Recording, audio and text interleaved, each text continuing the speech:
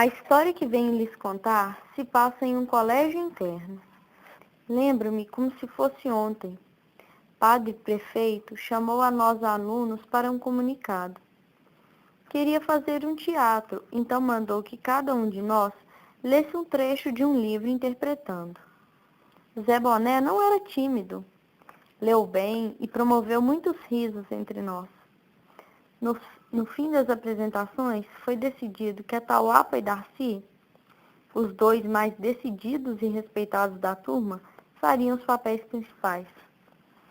Zé Boné era um piadista.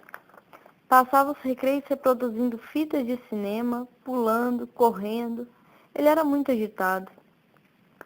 Eu, padre prefeito e doutor Perdigão, achavam que eu não me encaixava no teatro, mas era um aluno muito aplicado, e o padre diretor declarou que eu faria muito bem o papel do ponto, o narrador. Zé Boné era muito agitado, e ficamos com medo dele não guardar o segredo do teatro. 2 alunos do colégio eram do tipo brigões. E se nos forçassem a contar a história? Combinamos, então, de contar à escola uma história falsa e de sempre ficar alguém por perto de Zé Boné no recreio, para ele não contar nada a ninguém. O que foi em vão, pois ele não falava nada do teatro a ninguém. E os brigões da escola, cãozão e mão na lata, nem tocavam no assunto. Fingiam não dar a menor importância. A história falsa, por nós tramada, ia se espalhando. Só uma coisa me descontentava.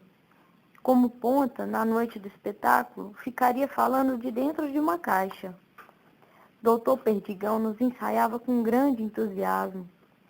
Estávamos começando a empolgar com o teatro. Até combinamos de nos procedermos bem até o grande dia, sem fumar e beber. Estávamos felizes. Zé Boné nem tanto. Seu papel, o de um policial, não tinha graça, destaque. Os dias foram passando e alguns alunos nos ameaçaram, dizendo saber da verdadeira história. De fato, circulava outra versão. Será que os brigões da escola forçaram alguém a contar a verdade? Tínhamos que combater essa história. Então, continuamos a insistir na história que antes inventamos. Conforme o tempo foi passando, cenas reais nossas foram sendo comentadas. Haveria entre nós um traidor? Não.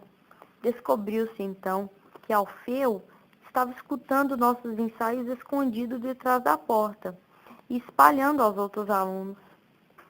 Mas nós não podíamos brigar com ele, pois era ele quem furtava as coisas da cozinha dos padres para nós. Tínhamos que alugar-lhe o silêncio. Felizmente, faltava apenas 3 dias. Doutor Perdigão, que desistindo de Zé Boné no teatro, o fez representar no teatro sem falas, mudo. Enfim, na véspera do espetáculo, fizemos um ensaio geral, com todas as falas na ponta da língua. Doutor Perdigão estava tranquilo. Zé Boné estava quieto, nada de suas bagunças, piadas, etc. Padre diretor assistiu e não gostou. Disse que estávamos muito certinhos, sem naturalidade. Doutor Perdigão preocupou-se. Já era noite, mandou que fôssemos dormir. Chegado o grande dia, estávamos uma pilha de nervos, atolados de afazeres para a hora do teatro.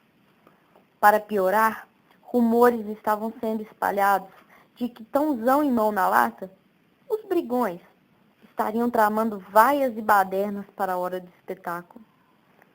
Doutor Perdigão, de repente, começa a ter cólicas, febre, e nós ficamos com medo de não mais haver o teatro. Mais tarde, enfim, ele melhorou. De repente, um silêncio.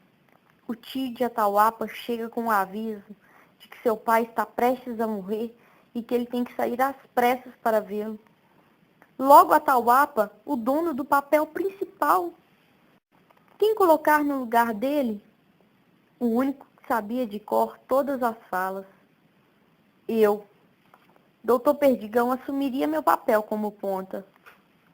Fiquei contente e com medo. Familiares, alunos e amigos começaram a chegar e lotar a plateia.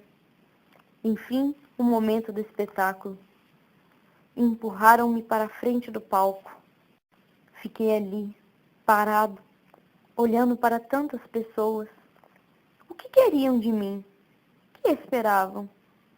Meus companheiros cochichavam para eu começar logo. Naquele momento me recordei que Atahualpa recitaria versos que só ele sabia, da Virgem Padroeira e da Pátria. E agora? A plateia começou a rir.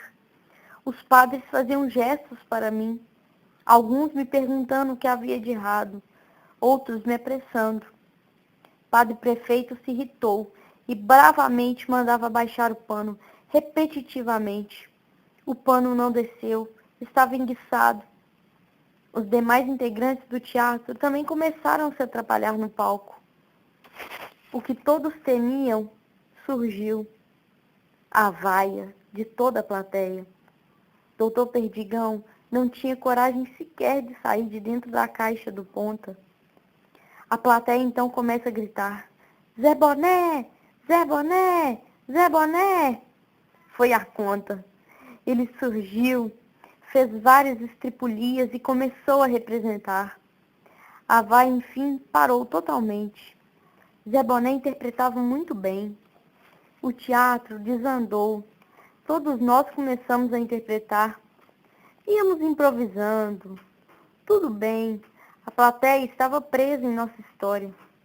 Até o padre diretor estava gostando. Na verdade, não interpretávamos o teatro original, e sim o inventado. Até que percebi que nosso espetáculo não parava, não tinha fim. Como terminá-lo? Percebi que todos tinham se esquecido deste detalhe. Vi que só havia uma maneira para interromper o teatro. Então, cheguei à frente, tomei coragem, dei uma cambalhota e, de propósito, caí. E me parece, o mundo se acabou, pelo menos naquela noite. No dia seguinte, um dos brigões, que também espalhava falsas histórias sobre o nosso teatro, veio até mim e disse: viu como a minha história também era verdade? Então pulou-se. Criamos grande briga.